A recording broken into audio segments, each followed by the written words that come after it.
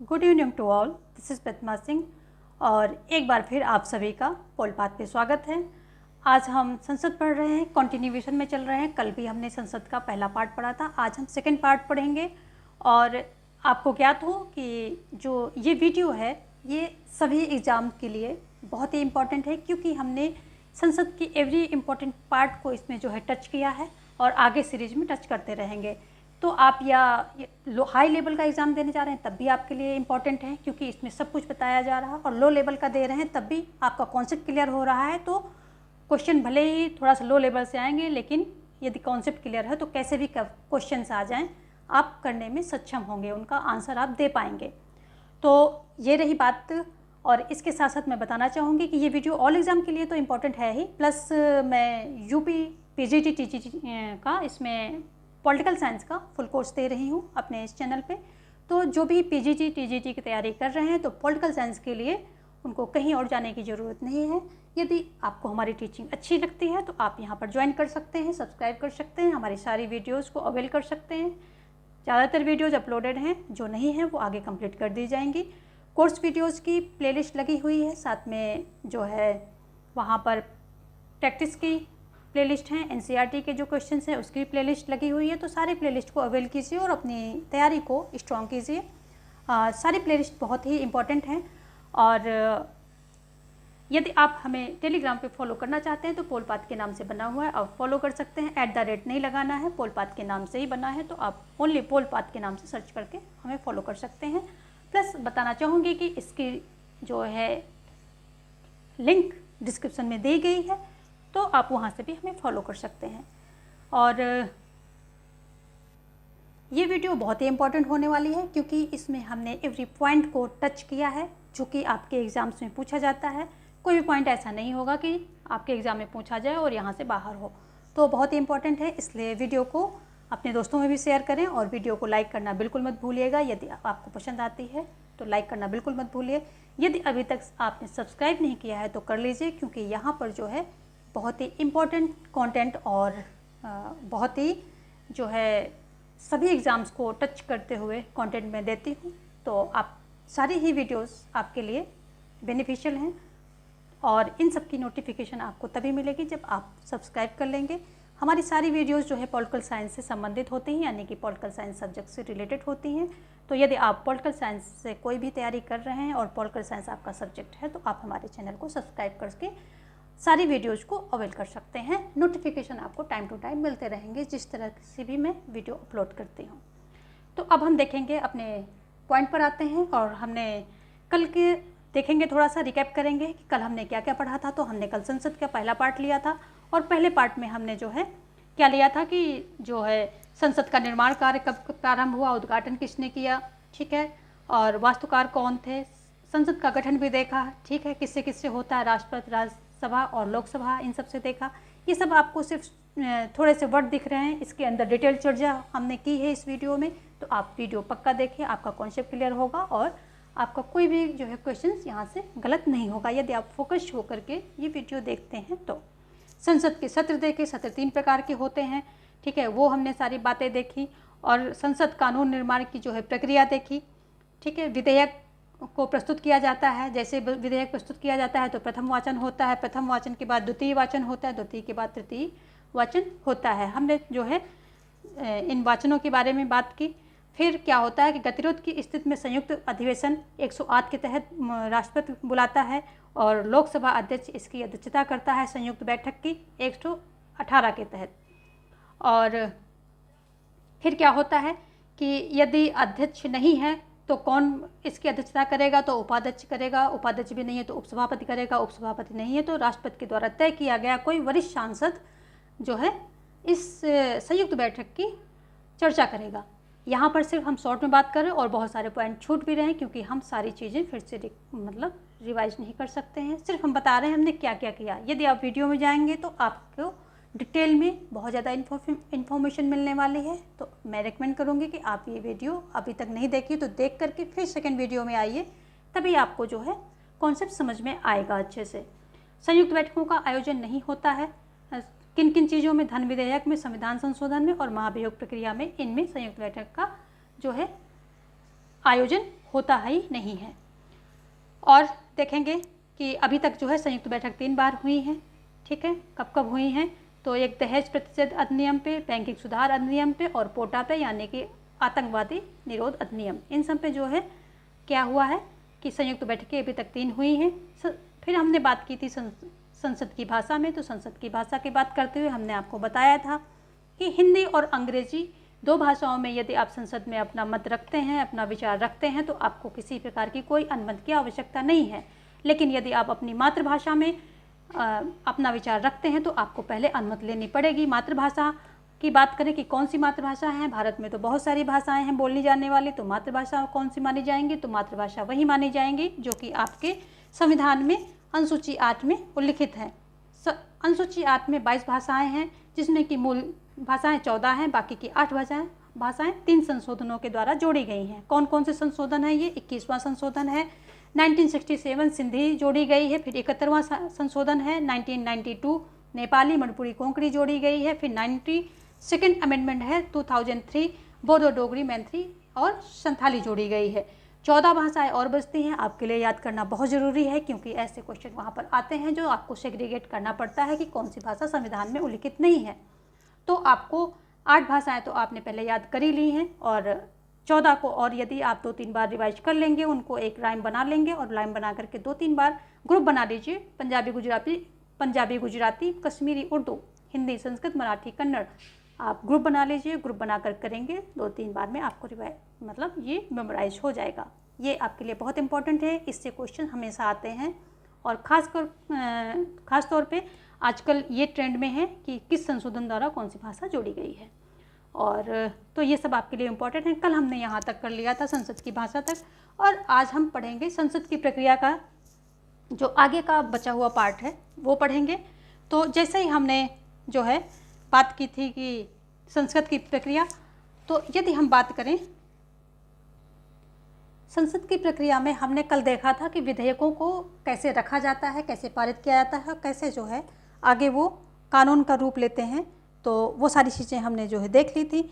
आज संसद की प्रक्रिया में देखेंगे कि जब संसद के सत्र चलते हैं तो उनमें कैसे कैसे उनका जो है पूरा प्रोसेस होता है, वो सारी चीज़ें देखेंगे। तो जब संसद के सत्र चल रहे होते हैं, जो संसद की बैठकें होती हैं, इन्हीं को सत्र बोलते हैं। और जब ये सत्र चल रहे होते हैं तो यहाँ पर इनकी टाइमिंग क्या होती है, उस समय जब ये सत्र चल रहे होते हैं तो संसद में कौन कौन सा टाइम होता है, क्या क्या होता है, उन सारी बातों पे हम नज़र डालेंगे। तो जो ये पहला काल होता है, यानी कि जो फर्स्ट संसद में सदस्य पहुँचते हैं, तो सबसे पहला जो होता है उसे पहला काल बोलते हैं। तो पहला काल क्या होता है? प्रश्नकाल होता है। जो सबसे पहले ही जो वहाँ पर प्रोसेस होती है तो वो क्या होती है? प्रश्नकाल होती है, ठीक है। तो बैठक का पहला घंटा यानी कि 11 से 12 बजे तक का समय प्रश्नकाल होता है। इसमें क्या होता है कि सांसद जो होते हैं वो प्रश्न पूछते हैं। तो यहाँ पर 2 चीज़ें आपकी निकल करके आई कि एक तो पहला घंटा क्या है? प्रश्नकाल का है। पहला घंटा, संसद का पहला घंटा प्रश्नकाल का है, क्योंकि प्रश्नकाल से ही संसद की क्या जो है शुरुआत हो रही है, संसद के प्रोसेस की शुरुआत हो रही है। तो पहला घंटा क्या है? प्रश्नकाल का होता है। और दूसरी बात ये निकल के आई कि संसद की टाइमिंग कब से शुरू होती? 11 बजे से टाइमिंग शुरू होती है। और तीसरी बात निकल के ये आई कि 11 से 12 बजे तक का समय प्रश्नकाल का होता है। तो जो पहला घंटा होता है, तो 11 से 12 बजे तक का समय प्रश्नकाल, ठीक है, क्या होता है? प्रश्नकाल होता है, ठीक है। तो यहाँ से 2-3 बातें निकल के आई कि संसद का समय कब से शुरू होता है, पहला घंटा कब से कब तक होता है, और पहला काल होता है यानी कि फर्स्ट जो प्रोसेस होता है उसमें क्या होता है, तो वो प्रश्नकाल होता है।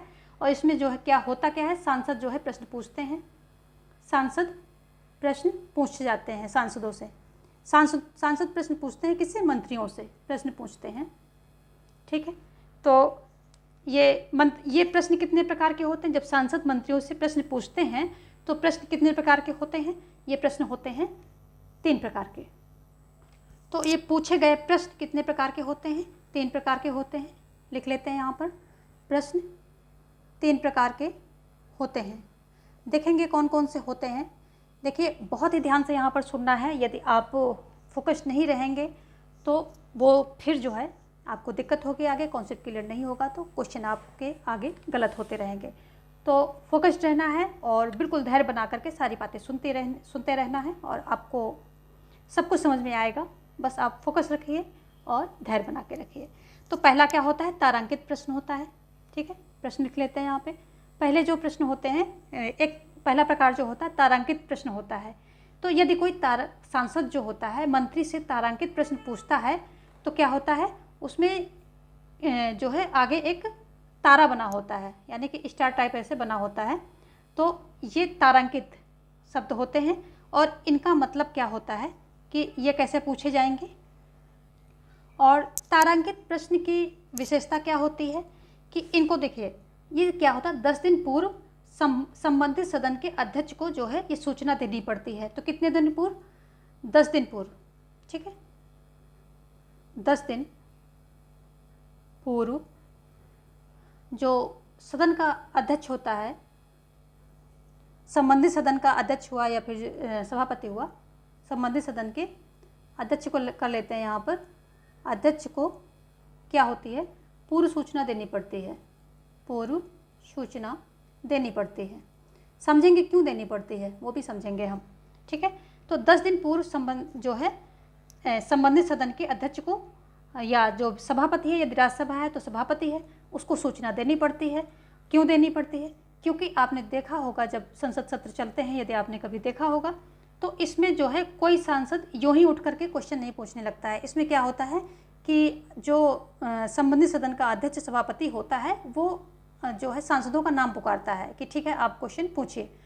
तो वहाँ पर क्या है, अब वो जो अध्यक्ष होगा, स्पीकर होगा, वो कैसे नाम बुलाएगा, क्योंकि उसके पास पहले से लिस्ट है, क्वेश्चन की लिस्ट है कि कौन सा सांसद जो है वो क्वेश्चंस पूछेगा, तो उसकी लिस्ट होती है। तो उसी आधार पर वो जो है नाम बुलाते हैं, फिर सांसद उठ करके क्वेश्चन पूछते हैं। बिना नाम पुकारे कोई भी सांसद उठ के क्वेश्चन पूछना शुरू नहीं करता है। तो इसलिए जो है इसका मेन कारण यह है कि 10 दिन पूर्व जो है सदन के जो स्पीकर होते हैं उनको क्या बताना पड़ता, सूचना देनी पड़ती है। दूसरा, यदि तारांकित प्रश्न है तो वो क्या होगा, मौखिक होगा। तारांकित है तो इसका क्या है कि मौखिक प्रश्न पूछे जाएंगे। ठीक है, क्या होगा, यदि तारा बना है तो मौखिक प्रश्न पूछे जाएंगे। प्रश्न के सामने यदि तारा लगा हुआ है तो मौखिक प्रश्न पूछे जाएंगे। इस तारे का मतलब ही यही है, स्टार लगा है तो मौखिक प्रश्न पूछे जाएंगे और उत्तर भी मौखिक होंगे। उत्तर मौखिक होंगे इसके, यानी कि प्रश्न भी मौखिक होंगे और उत्तर भी मौखिक होंगे। ठीक है, दूसरी इसकी क्या विशेषता है कि इन क्वेश्चंस में अनुपूरक प्रश्न जो है, इन पर अनुपूरक प्रश्न भी पूछे जा सकते हैं। तो अब आप कहेंगे अनुपूरक प्रश्न क्या होते हैं। अनुपूरक प्रश्न आप सप्लीमेंट्री कह सकते हैं। यदि अभी भी नहीं समझ में आया तो अनुपूरक प्रश्न होते हैं कि एक क्वेश्चन के बाद उसी से संबंधित दूसरा प्रश्न आगे पूछ लिया जाए। जैसे कि आपने पूछा कि प्रधानमंत्री की जो है नियुक्ति कब हुई थी, आंसर आ गया, आपको मिल गया। फिर आप जो है पूछे कि ठीक है प्रधानमंत्री कौन है, तो या फिर प्रधानमंत्री कौन है, अभी वर्तमान में प्रधानमंत्री कौन है, उसके आगे पूछ लिया जाए कि ठीक है जो इन प्रधानमंत्री की नियुक्ति कब हुई थी। यानी कि एक क्वेश्चन के बाद दूसरा क्वेश्चन उससे रिलेटेड संबंधित क्वेश्चन जो है आगे बढ़ते जाएंगे, तो इसे अनुपूरक प्रश्न कहते हैं। तो अनुपूरक प्रश्न का पूछने का प्रावधान भी इसमें है। किसमें, प्रश्न जो ये तारांकित प्रश्न है इसमें। तो आप यहाँ पर लिख लेंगे अनुपूरक प्रश्न पूछे जाएंगे, पूछ सकते हैं। ठीक है, चलिए देखेंगे। यानी कि एक प्रश्न का आंसर आ गया तो दूसरा प्रश्न उसी से संबंधित दे दिया। अब हम अतारांकित प्रश्न की जो है बात कर लेते हैं। तो अगर हम ये अतारांकित प्रश्न की बात करते हैं तो इनकी भी सूचना जो है 10 दिन पहले दे दी जाती है। ठीक है, 10 दिन पहले इनकी भी सूचना दे दी जाती है। यहाँ से हम लाइन कर देते हैं ताकि आपका शिफ्ट हो जाए। 10 दिन पहले सूचना इनकी भी दी जाती है, सूचना दे दी जाती है। दूसरी इसकी क्या खास बात है, दूसरी इसकी बात क्या खास हो गई कि इसमें स्टार जो है नहीं होगा, स्टार नहीं होगा। इसका मतलब क्या हुआ कि प्रश्न भी लिखित होंगे, प्रश्न लिखित होंगे, ठीक है, प्रश्न लिखित होंगे और उत्तर भी इसके लिखित होंगे, ठीक है। समझते चलिए, एक एक चीज़ इसमें इम्पॉर्टेंट है और यहीं से क्वेश्चन आते हैं। फिर अगर आपने क्लास में ही सब कुछ ग्रैस्प कर लिया, ठीक है, तो आपको फिर बाद में सिर्फ एक हल्का सा रिवीजन लेना होता है, बाकी आपको ज़्यादा कुछ करना नहीं होता। इसलिए जब भी क्लास लें, जिसकी भी लें, तो फुल फोकस्ड होकर के लीजिए और वहीं का वहीं जो है कॉन्सेप्ट को क्लियर कर दीजिए, ठीक है। तो ये जो है उत्तर भी इसके लिखित होते हैं। और तीसरी इसमें क्या खास बात है कि अनुपूरक प्रश्न नहीं पूछे जाएंगे, यानी कि जस्ट जो है तारांकित प्रश्न का उल्टा यहाँ पर हो जाता है। तो इसमें क्या होगा, अनुपूरक प्रश्न नहीं पूछे जाएंगे, नहीं पूछे जाएंगे, ठीक है। ये बात हो गई यहाँ पर। और इसमें भी ये है कि 10 दिन पहले सूचना, तो ये दोनों सेम है, दोनों में ही जब ये लिखित प्रश्न पूछे जाते हैं तो क्या होता है कि इसमें 10 दिन पहले पूछे जाते हैं तो मंत्री उत्तर की तैयारी कर लेता है अपना, ठीक है। कर क्या लेता है, आप कहिए कि करवाता है, क्योंकि हर मंत्री को सचिव मिलता है जो कि IAS होता है और प्रत्येक मंत्री को मिलता है। तो सरकार जो है उपलब्ध कराती है सचिव मंत्रियों को, तो सचिव मिलते हैं जो कि उनकी हर काम में मदद करते हैं। तो इस काम में भी मदद कर देते हैं कि जो है कोई अगर प्रश्न पूछा गया तो उसका एक सटीक उत्तर कैसे देना है, और वो उसको लिख करके तैयार करके दे देता है, और वो आकर के लिखे हुए आंसर की लिस्ट जो भी है आंसर लिखे हुए पकड़ा देता है। तो ये लिखित क्वेश्चन होंगे, लिखित आंसर होंगे। एक बात यहाँ पर और देखनी है कि पूरे प्रश्नकाल में 20 क्वेश्चन पूछे जा सकते हैं। प्रश्नकाल की बात करें तो 20 क्वेश्चन यहाँ पर पूछे जाएंगे, ठीक है। 20 क्वेश्चन पूछे जाएंगे प्रश्नकाल में, ठीक है। तो ये हो गया प्रश्नकाल में। तो इसमें 3 प्रकार के होते हैं, तारांकित, अतारांकित की हमने बात कर ली है। अब हम बात करेंगे जो तीसरा टाइप का होता है प्रश्न यहाँ पर, तो वो क्या होता है, अल्प सूचना वाले प्रश्न होते हैं। तीसरे टाइप के कौन से, अल्प सूचना वाले प्रश्न होते हैं। तो ये कैसे प्रश्न होते हैं, ये आकस्मिक घटना होती है, यानी कि कुछ अकस्मात आ गया, आकस्मिक घटना पर आधारित होते हैं, ठीक है। तो ये आकस्मिक घटना पर आधारित होते हैं, जैसे कि कहीं बाढ़ आ गई तो ठीक है, अब ये तो पहले से पता नहीं होता कि बाढ़ आने वाली है, तो 10 दिन पहले ही जो है अध्यक्ष को सूचना दे दी जाए, तो ऐसा नहीं होता है। जो चीज़ आकस्मिक है तो उनके लिए जो है समय भी कम कर दिया गया है। कहीं बाढ़ आ गई तो सांसद पूछेंगे कि ठीक है, उनसे जो संबंधित इलाके के सांसद होंगे उनसे पूछेंगे कि ठीक है क्या किया जाए, सरकार क्या कर रही है। तो ये सारी चीज़ें इसमें, यानी कि जो सामाजिक हित के बात होती है, ऐसा कुछ इम्पोर्टेंट वहाँ पर कुछ मैटर होता है, घटना होती है, तो उसकी वो क्वेश्चन जो है अल्प सूचना वाले प्रश्नों के अंतर्गत पूछे जाते हैं। और ये क्या होते हैं, ये 7 दिनों के पहले जो है इनको पूछना, यानी कि सूचना देनी होती है, 7 दिन पहले सूचना देनी होती है। लेकिन ऐसा कुछ ज़रूरी नहीं है, सूचना दे देंगे तो 7 दिन बाद ही आंसर आएगा, 2-3 दिन में मोस्टली इनका आंसर आ जाता है, क्योंकि ये वेरी इंपॉर्टेंट होते हैं। जो आकस्मिक कुछ परेशानी है, कोई घटना है, कोई आकस्मिक चीज़ें हो गई हैं, तो ये जितनी जल्दी हो सकता है उतनी जल्दी इनका आंसर मिल जाता है। वैसे लिखा हुआ ये है कि 7 दिन पहले इनकी सूचना देनी पड़ेगी।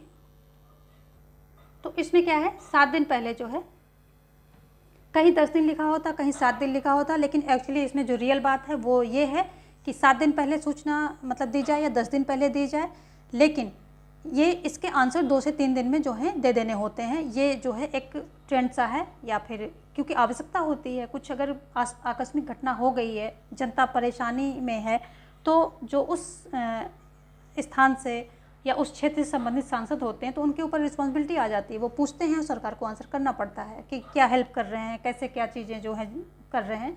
तो इसके लिए बहुत ज़्यादा दिन नहीं होता, 2-4 दिन में उत्तर आ जाता है। तो आप 7 दिन रख लिए।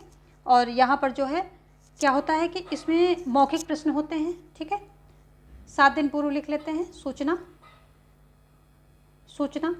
अगली इम्पोर्टेंट क्या बात है, अगली इम्पोर्टेंट बात है कि जो है इसके प्रश्न होंगे वो कैसे होंगे, प्रश्न मौखिक, और यदि प्रश्न मौखिक होंगे तो उत्तर भी मौखिक होंगे, ठीक है, उत्तर भी मौखिक हो जाएंगे।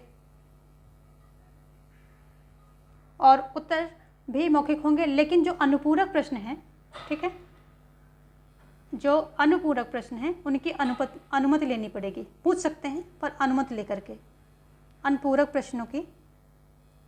प्रश्नों की अनुमति लेनी पड़ेगी, यानी कि कोई रिलेटेड क्वेश्चन है तो अनुमति लेकर के पूछा जा सकता है। तो ये सारी बातें हो गई जो है ये अल्प सूचना वाले प्रश्न, इनसे संबंधित। तो ये समझ में आ गया कि संसद का जब सत्र होता है तो जो है पहला घंटा क्या होता है, प्रश्नकाल होता है। प्रश्नकाल के अंतर्गत 3 तरह के क्वेश्चन पूछे जाते हैं, तारांकित, अतारांकित एवं अल्प सूचना वाले, यानी कि आकस्मिक घटना से संबंधित। तो उसके अंतर्गत हमने सारी बातें कर ली हैं और बहुत ही ध्यान दे करके सुनिए, क्योंकि यहाँ से क्वेश्चन आते हैं। तो फोकस आपका जो है कम नहीं होना चाहिए।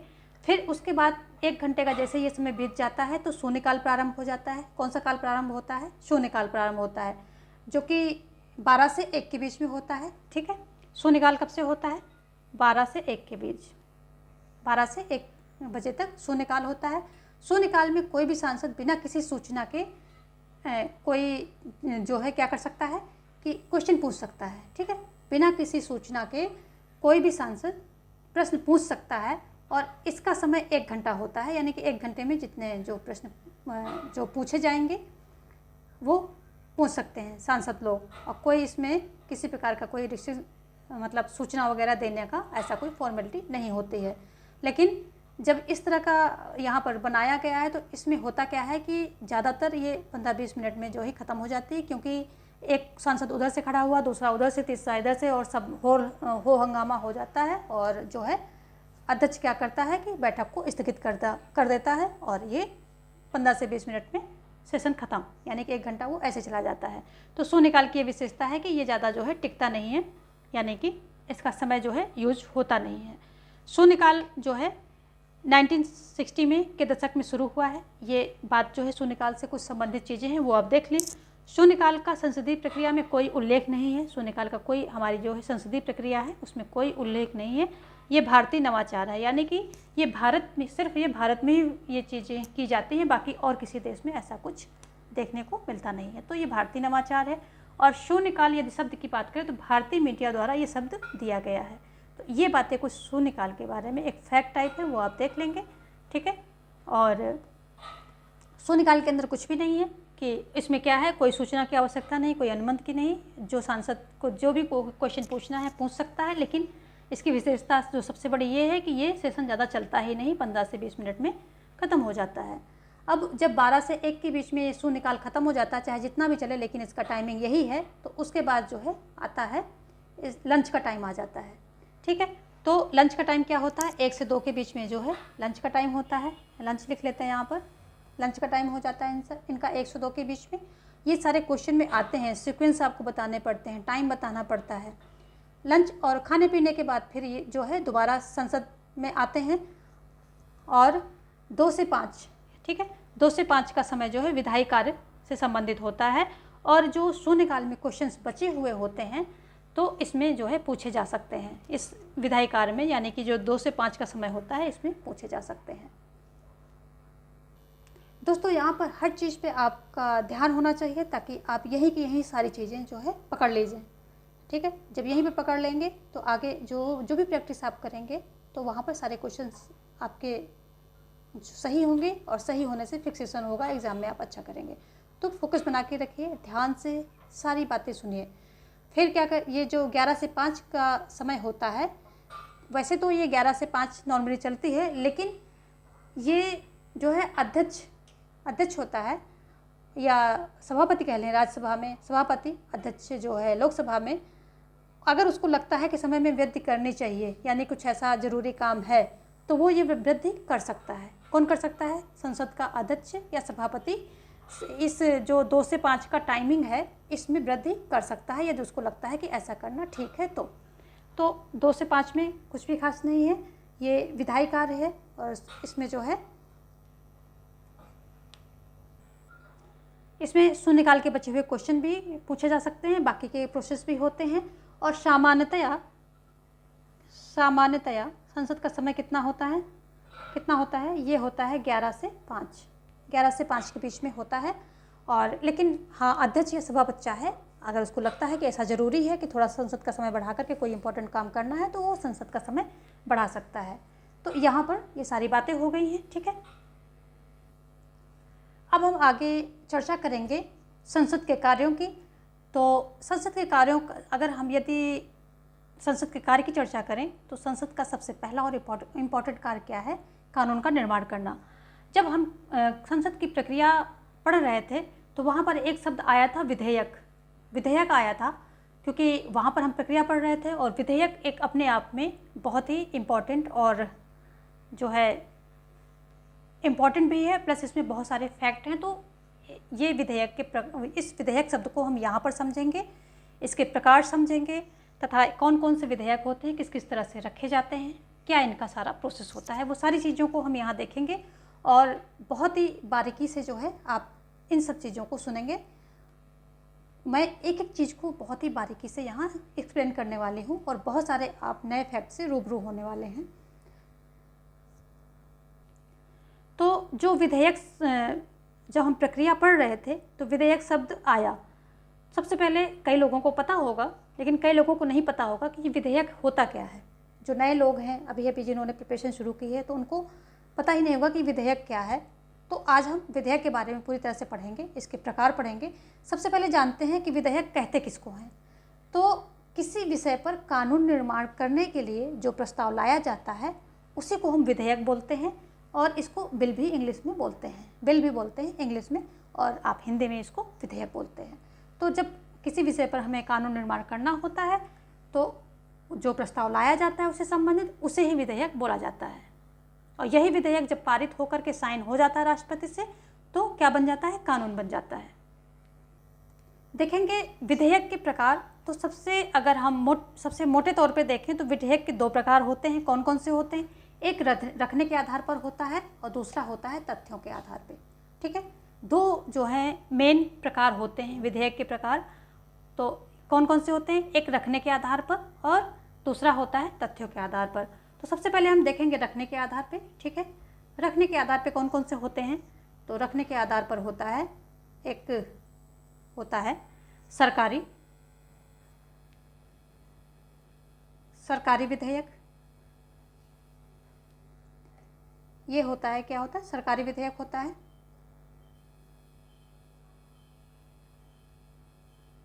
ठीक है। दूसरा कौन सा होता है? गैर सरकारी विधेयक। इसको प्राइवेट बिल भी बोलते हैं, निजी बिल बोलते हैं, ठीक है। तो एक होता है गैर सरकारी। रखने के आधार पर बात हो रही है, ठीक है, रखने के आधार पर बात हो रही है। तो गैर सरकारी विधेयक। अब यहाँ आपको सबसे जो है ध्यान लगा के ये सुनना है कि सरकारी विधेयक किसको बोलेंगे और गैर सरकारी किसको बोलेंगे। तो सरकारी उनको बोलते हैं जो मंत्रियों के द्वारा रखे जाते हैं, जो मंत्री पद पे होते हैं उनके द्वारा रखा गया बिल सरकारी बिल कहलाता है। और यदि अन्य कोई सांसद रखता है, ठीक है, तो वो गैर सरकारी बिल हो जाता है। गैर सरकारी बिल कौन से होते हैं? अन्य सांसद, यदि अन्य सांसद रखें जो कि मंत्री नहीं है तो वो गैर सरकारी बिल हो जाता है। तो ये बात आप क्लियर कर लें कि जो सरकारी विधेयक होता है वो मंत्रियों द्वारा रखा जाता है, जिनको मंत्री पद मिलता है, विभाग मिलते हैं। तो सरकारी विधेयक वही होता है जो मंत्री द्वारा रखा जाता है। और जो अन्य सांसद होते हैं वो मंत्री पद पर नहीं होते, सिर्फ सांसद होते हैं। और यदि उनके द्वारा कोई बिल रखा गया, कोई विधेयक रखा गया संसद में, तो वो गैर सरकारी विधेयक हो गया। ठीक है, इज दैट क्लियर? यहाँ तक क्लियर है तो आगे चलते हैं। अगला क्या है? अब हम देखेंगे दूसरा प्रकार, जो विधेयक रखने का, जो विधेयक का प्रकार है। दूसरा प्रकार कौन सा है? एक तो हो गया रखने के आधार पे सरकारी और गैर सरकारी, दूसरा है तथ्यों के आधार पे। तो यहाँ हम दूसरा देखेंगे, दूसरा तथ्यों के आधार पे। इसके आधार पे कौन कौन से होते हैं तो वो देख लेते हैं। तथ्यों के आधार पर ये होते हैं, एक तो सामान्य जो है विधेयक हो जाएगा, देख लेते हैं तथ्यों के आधार पे कौन कौन से हो जाएंगे, वो भी हम देख लेते हैं। ठीक है, तो एक हो जाएगा सामान्य विधेयक, सामान्य विधेयक। ठीक है, दूसरा कौन होगा? संविधान संशोधन विधेयक। ठीक है, संविधान संशोधन विधेयक। तीसरा कौन सा हो जाएगा? तीसरा हो जाएगा वित्त विधेयक। ठीक है, ये हो जाएगा वित्त विधेयक। तो तथ्यों के आधार पर 3 विधेयक होते हैं और जो है रखने के आधार पर 2 विधेयक होते हैं। ठीक है, आगे देखेंगे सामान्य विधेयक की बात करें यदि हम सबसे पहले सामान्य विधेयक को देखेंगे। ठीक है, सामान्य विधेयक की बात करते हैं। तो सामान्य विधेयक कौन से सदन में रखा जाएगा? सबसे पहले तो यही प्रश्न उठता है कि सामान्य विधेयक है तो पहले किस सदन में रखा जाएगा? तो आंसर होगा कि किसी भी सदन में रखा जाएगा। क्या होगा आंसर? तो इसको नंबर से देख लेते हैं जो भी इसमें इंपॉर्टेंट बातें हैं।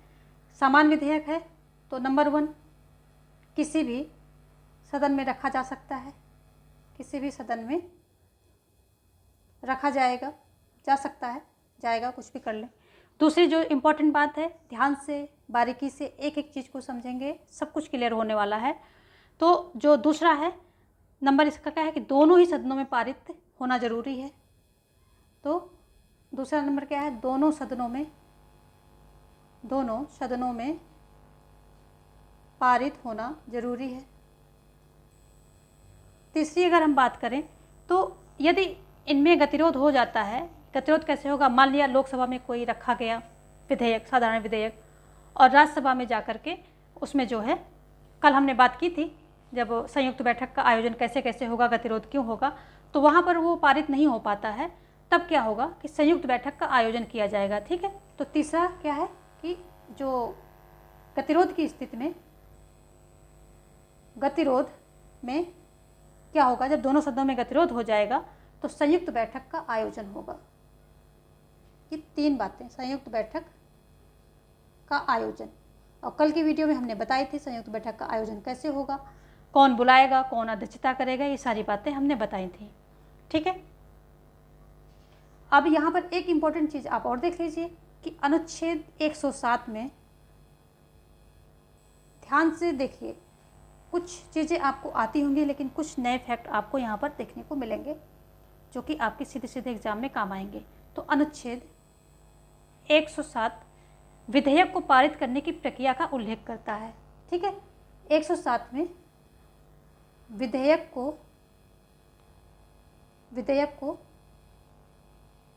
पारित करने की प्रक्रिया का उल्लेख करता है। ठीक है, बताता लिख लेते हैं, बताता है। चलिए, तो ये जो है आप ध्यान रखेंगे। ठीक है, ये ध्यान रखेंगे।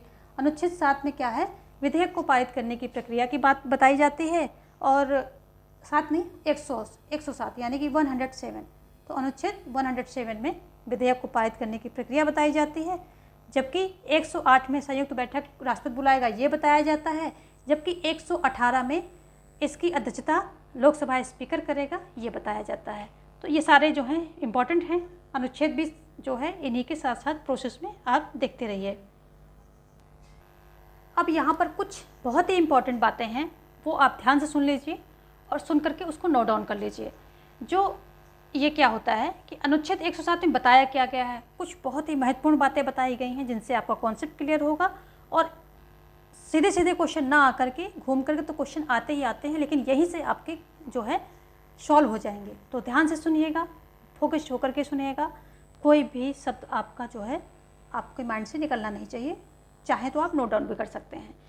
तो अनुच्छेद 7 में जो बहुत ही अच्छी बातें बताई गई हैं, महत्वपूर्ण बातें बताई गई हैं, तो वो है कि नंबर 1 साधारण विधेयक यदि लोकसभा से पारित होकर राज्यसभा में गया और जब तक राज्यसभा पारित करती है तब तक लोकसभा जो है भंग हो जाती है, यानी कि उधर प्रोसेस ख़त्म नहीं हुआ, पूरी तरह से पारित नहीं हुआ और लोकसभा भंग हो गई, तो क्या हो गया, विधेयक समाप्त। समझे, लोकसभा से पारित होकर राज्यसभा में गया और राज्यसभा में पारित अभी हो नहीं पाया है कि लोकसभा इधर भंग हो गई, तो विधेयक समाप्त हो जाएगा। दूसरी इंपॉर्टेंट बात ध्यान रखिए, नोट डाउन कर लीजिए इन सबको। दूसरी इंपॉर्टेंट बात क्या है कि लोकसभा में रखा गया, ये सीधे सेंटेंस आते हैं आपके क्वेश्चन पेपर में सीधे यहाँ से सेंटेंस आते हैं और आप उसको जो है सॉल्व करने में दिक्कत होती है। तो दूसरा जो इम्पोर्टेंट पॉइंट है वो क्या है कि लोकसभा में कोई विधेयक लोकसभा में रखा गया, लोकसभा में चर्चा चल रही है और उसी बीच में जो है विधेयक पारित होने से पहले ही लोकसभा भंग हो जाती है तो भी विधेयक गया, यानी कि विधेयक समाप्त, विधेयक व्यपगत हो जाएगा। ठीक है, विधेयक क्या हो जाएगा, व्यपगत हो जाएगा। तीसरा जो मेन पॉइंट है वो देख लीजिए, यदि सामान्य विधेयक राज्यसभा में रखा, ठीक है, रखा गया और राज्यसभा ने पारित कर दिया और विधेयक जो है लोकसभा में आया पहुंचा, उससे पहले ही क्या हुआ कि लोकसभा भंग हो जाती है, यानी कि लोकसभा में पारित नहीं हो पाता है, और तो क्या हुआ, विधेयक का कुछ नहीं होगा। यदि कि राज्यसभा में पारित हो गया है और लोकसभा में आया और लोकसभा भंग हो गई तो क्या होगा, विधेयक का कुछ नहीं होगा, जैसे का तैसा रहेगा। ये 3 बातें जो हैं यहाँ पर बहुत इंपॉर्टेंट हैं और इनको जो है आप ध्यान रखेंगे।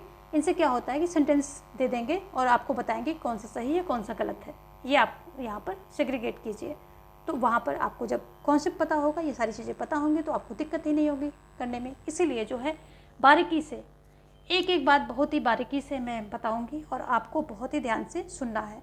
तो देखिए, अभी हमने यहाँ पर बात कर ली किसकी, सामान्य विधेयक की। अब हम बात करेंगे सेकेंड नंबर जो संविधान संशोधन था, ठीक है, यहाँ पर था क्या, इसकी बात हो गई ना। अब हम इसकी बात करेंगे, उसके बाद जो है वित्त विधेयक पर आएंगे जो कि बहुत ही इंपॉर्टेंट है, उसमें आपको बहुत सारी नई बातें जानने को मिलेंगी। तो ठीक है, अब हम देखते हैं दूसरा पॉइंट क्या है। दूसरा पॉइंट संविधान संशोधन विधेयक, जो दूसरा टाइप का विधेयक है, संविधान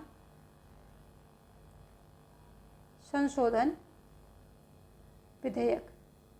इसके कुछ मेन पॉइंट हैं। एक तो सबसे पहले आप जान लीजिए कि 368 में जो है ये संशोधन, संविधान संशोधन के बारे में भी बताया गया है, ठीक है, और जो है प्रक्रिया का उल्लेख भी किया गया है कि ये जो संविधान संशोधन विधेयक है इसके बारे में बताया गया और प्रक्रिया का उल्लेख किया गया किसके अंतर्गत, 368 के अंतर्गत। ठीक है, तो यानी कि संविधान संशोधन का जो प्रक्रिया है वो कैसे कैसे है, तो इसी के अंतर्गत जो है बताया गया है।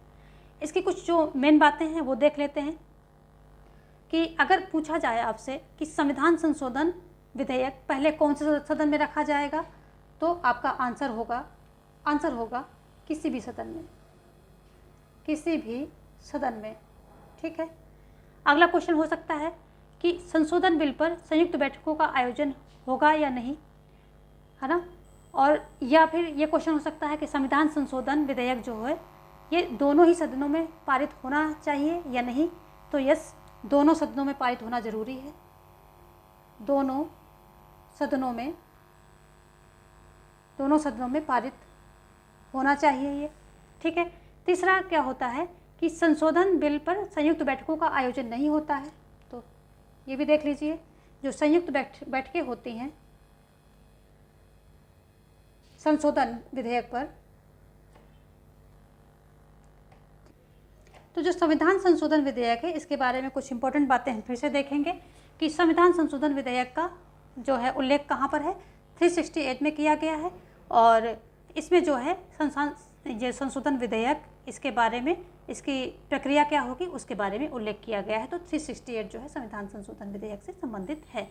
ठीक है, इसकी पहली बातें क्या है, संविधान संशोधन विधेयक कौन से सदन में रखा जाएगा, तो किसी भी सदन में रखा जा सकता है ये। ठीक है, पहले किसी भी सदन में, कोई रिस्ट्रिक्शन नहीं कि लोकसभा में रखा जाएगा या राज्यसभा में रखा जाएगा, किसी भी सदन में, इसको किसी भी सदन में रखा जा सकता है, और दोनों सदनों में पारित होना चाहिए, यानी कि एक सदन से पारित हो गया तो दूसरे सदन में भी ये पारित होना चाहिए।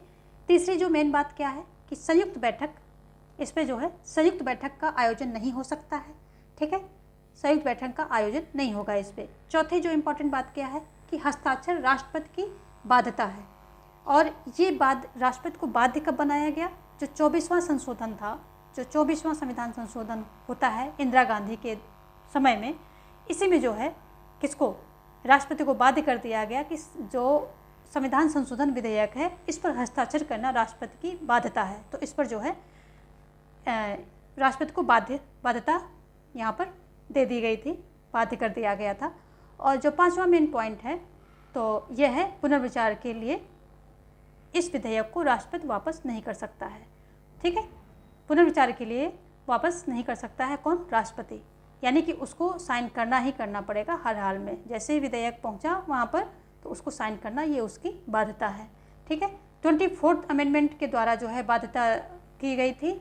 ठीक है, इसको 40 सेकेंड मत कर देना, उल्टा मत कर देना, क्योंकि 40 सेकेंड बहुत फेमस है तो ज़्यादातर लोग उसी तरफ जो है घूम जाते हैं, तो बिल्कुल उल्टा मत करना। 24 है तो यानी कि 24 ही है, 24वां संशोधन। ठीक है, आगे हम देखेंगे। अब हम आ जाते हैं वित्त विधेयक, जो कि बहुत ही इम्पोर्टेंट है।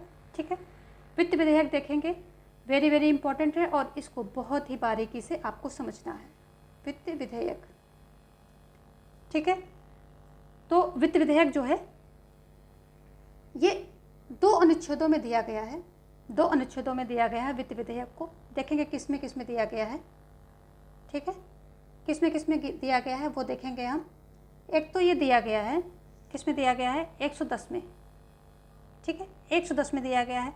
और दूसरा अनुच्छेद क्या है, 117 में दिया गया है। अब 110 और 117 में अब पूछेंगे साहब ये ऐसा क्यों किया गया कि 2 जगह दे दिया गया है। तो जो 110 के अंतर दिया गया है तो इसमें क्या है कि इसमें जो वित्त विधेयक दिया गया है उसको धन विधेयक के नाम से जाना जाता है। जो 110 के अंदर दिया गया है इसको धन विधेयक के रूप में जाना जाता है। ठीक है, धन विधेयक कहते हैं इसको। देखो यहाँ पर बात क्या है कि 110 में क्या है, परिभाषा दी गई है। धन विधेयक की जो है परिभाषा दी गई है। ठीक है, और ये क्या है कि 109 क्या कहता है, 109 कहता है कि जो धन विधेयक होगा वो लोकसभा में रखा जाएगा। वो पहले जो है लोकसभा में रखा जाएगा और वहाँ से पारित होकर के राज्यसभा में जाएगा, और राज्यसभा ने इसे पारित कर दिया तो ठीक बात है, नहीं तो ये 14 दिनों में स्वतः ही पारित हो मान लिया जाएगा, यानी कि स्वतः ही पारित हो जाएगा, यानी कि इसको मान लिया जाएगा कि ये पारित है। तो मतलब इसमें किसी का कोई बस नहीं चलने वाला है। धन विधेयक है तो इस पर जो है किसी का कोई बस नहीं चलेगा। 14 दिन का उसको टाइम मिलता है, तो अगर पारित कर दिया तो ठीक है, नहीं तो स्वतः ही पारित मान लिया जाता है। धन विधेयक जो 109 कहता है, क्या कहता है कि जो धन विधेयक है, ये इंपॉर्टेंट पॉइंट है, आता है आपके क्वेश्चन में और आपकी एनसीईआरटी में भी दिया गया है। धन विधेयक क्या कहते, ये 109 कहता है कि धन विधेयक जो है सिर्फ लोकसभा में ही पहले रखा जाएगा। ठीक है, लोकसभा में रखा जाएगा पहले, बाद में जाएगा, रखा जाएगा। ठीक है, और फिर क्या कहता है कि जो है राज्यसभा पारित कर दिया तो ठीक है, नहीं तो 14 दिन में स्वतः ही पारित माना जाएगा। 14 दिन में स्वतः ही पारित माना जाएगा। तो ये 2 इम्पॉर्टेंट पॉइंट हैं। ठीक है, जो 110 में उल्लिखित वित्त विधेयक को एक नया नाम दे दिया गया है, जिसके धन विधेयक आप समझ लें, इस तरह समझ लें कि दोनों ही वित्त विधेयक हैं। 110 में भी दिया गया और 117 में दिया गया, लेकिन इन दोनों में बहुत डिफरेंस है, इनके प्रोसेस में, हर चीज़ में बहुत डिफरेंस है। आप बस ध्यान से सुनते रहिए, मैं बारीकी से एक एक चीज़ आपको समझाऊंगी। ठीक है, तो यहाँ पर जो है धन विधेयक वित्त विधेयक का ही एक भाग होता है। ये समझ लीजिए कि वित्त विधेयक एक बड़ा रूप है, धन विधेयक उसका एक पार्ट है।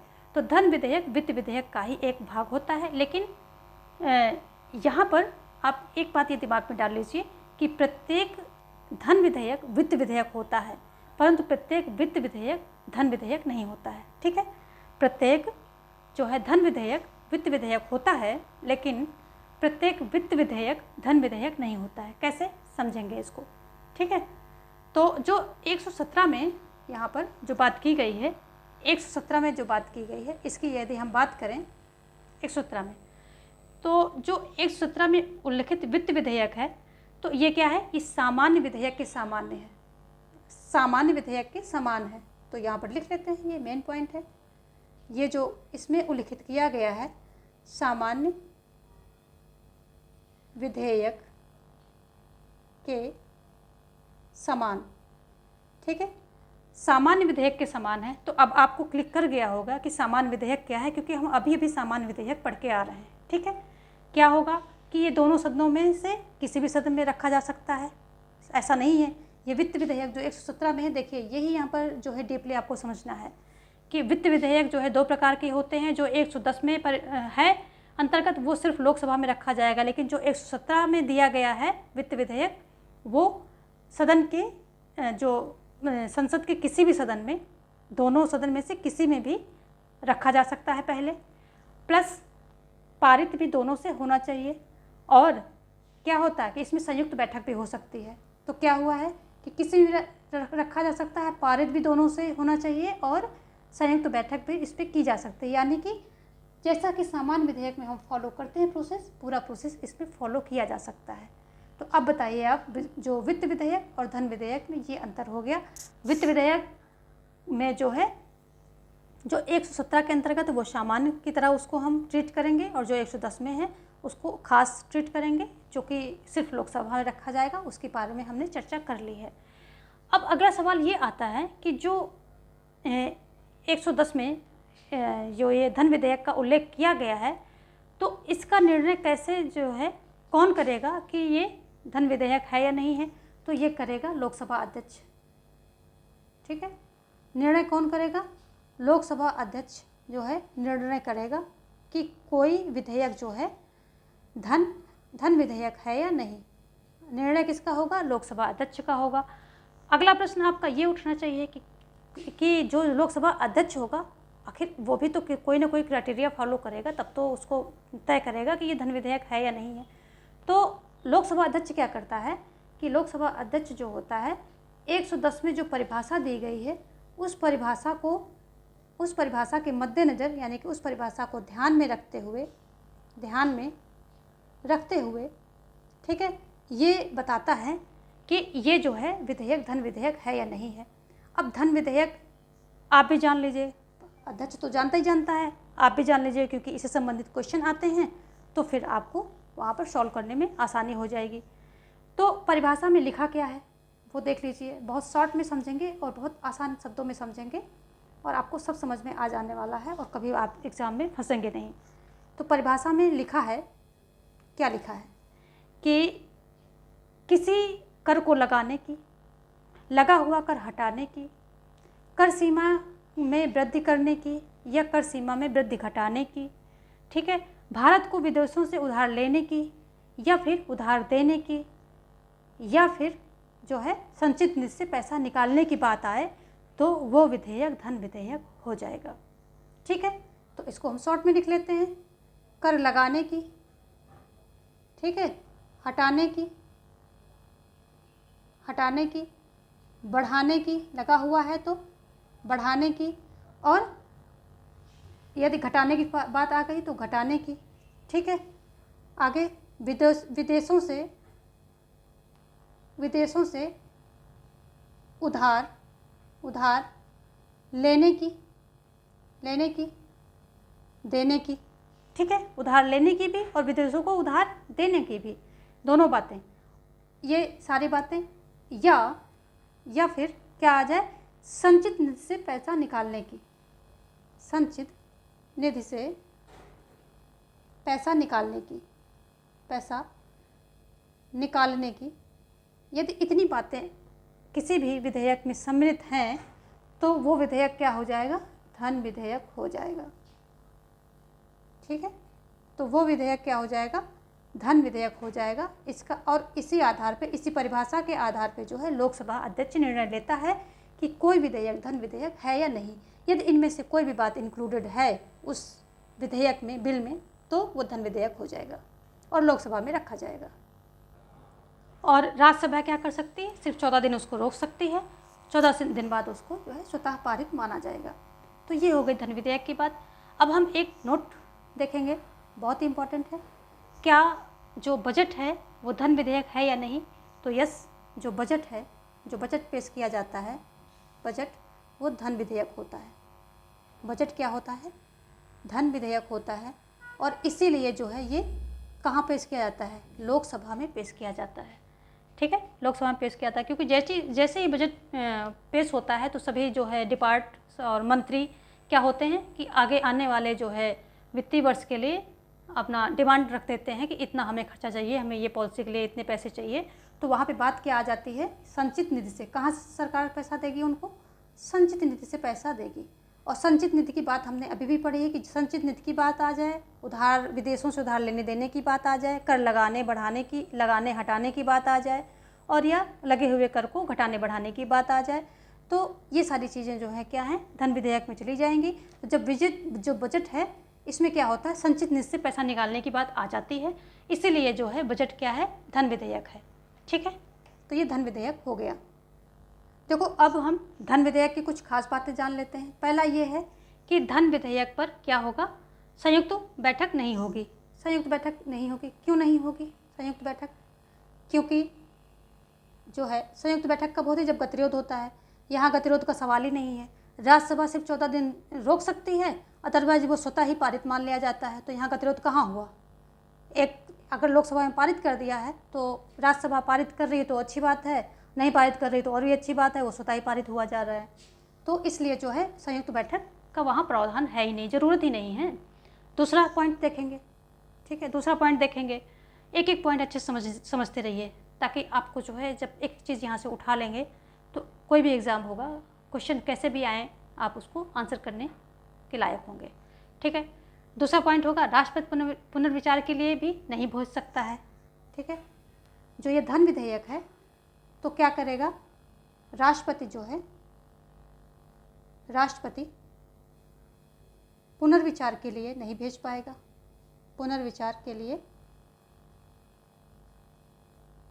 नहीं भेज सकता है। ठीक है, धन विधेयक रखने से पहले राष्ट्रपति की अनुमति आवश्यक है। तो एक यहाँ पर यह भी पॉइंट है कि जब पहले ही हमने अनुमति ले ली है तो अपने ही अनुमति दी हुई, जिस चीज़ को हमने पहले ही अपनी अनुमति दे रखी है, तो उस पर जो है टांग अड़ाने की कोई बात ही नहीं हो रही है ना। तो एक यहाँ से एक ये भी कॉन्सेप्ट आप समझ सकते हैं कि पूर्व अनुमति राष्ट्रपति की पूर्व अनुमति आवश्यक होती है। ठीक है, आवश्यक होती है। चलिए, जो इसमें अगला जो मेन पॉइंट है वो ये है कि धन विधेयक एकमात्र ऐसा विधेयक है जो हमेशा सरकारी विधेयक ही होगा। तो क्या है अगला पॉइंट, धन विधेयक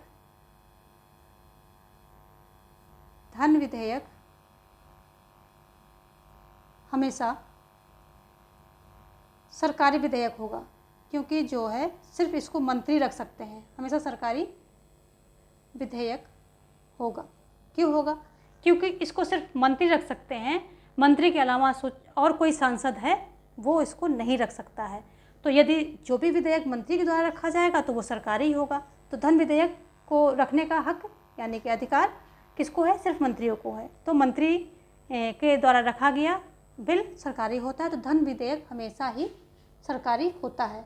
ये आप जो है नोट में डाल लीजिए। आई थिंक आपको ये सारी बातें जो हैं अच्छे से समझ में आई होंगी। हमने बहुत अच्छे से और बहुत बारीकी से आपको समझाने की कोशिश की है। यदि आपको कहीं कोई डाउट है तो वीडियो को एक बार थोड़ा सा रिप्ले करके देख लेंगे तो सारी चीज़ें, मेरी जो पूरी उम्मीद है ये कि आपको सारी चीज़ें यहाँ पर समझ में आने वाली हैं। और यदि कहीं पर कोई डाउट है तो आप पूछ सकते हैं। तो आज को हम जो अपना ये सेशन है, ये वीडियो है, यहीं पे स्टॉप करेंगे, क्योंकि वीडियो ऑलरेडी काफ़ी लंबी हो चुकी है। और संसद का आगे का भाग हम जो है कल लेंगे, और कल जो है फिर आपके लिए जो है संसद पर ही एक वीडियो और आएगी। तो आज को हम यहीं पर जो है बंद करेंगे। और बंद करने से पहले आपसे कहेंगे कि वीडियो को हमारे लाइक कर दीजिए, अपने दोस्तों में शेयर भी कीजिए, और यदि अभी तक सब्सक्राइब नहीं किया है तो सब्सक्राइब कर लीजिए, क्योंकि तभी आपको हमारी सारी वीडियोस मिल पाएंगी। Thanks for watching, have a nice life.